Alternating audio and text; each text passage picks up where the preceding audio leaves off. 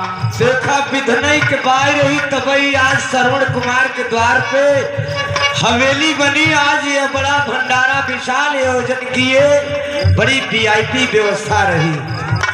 कहना है केहू पिए दूध केहू जाम चाल खावे, केहू पिए दूध केहू जाम चाल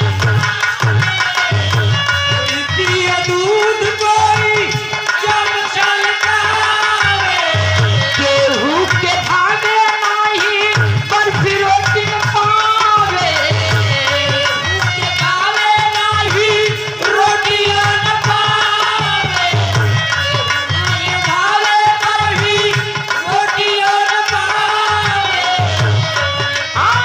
खाई बाद केहू के मुँह वाले बात कैसन दुनिया धनवा हमरे कैसे दुनिया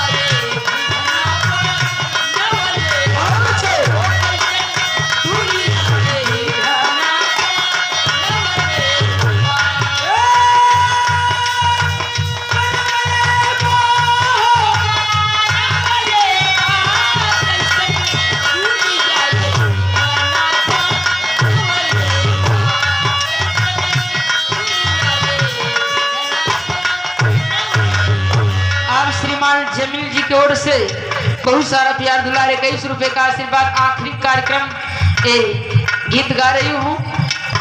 बाबूजी केहू खाए बिना मरता, आदरणीय हमारे राज बहादुर यादव भाई सभा सदान, इनका निशान साइकिल है। साथ ही साथ हमारे शेर बहादुर यादव नगर पंचायत, इनका निशान साइकिल है। इनके करकमनों से 501 रुपए का पावन आशीर्वाद मिला। केहू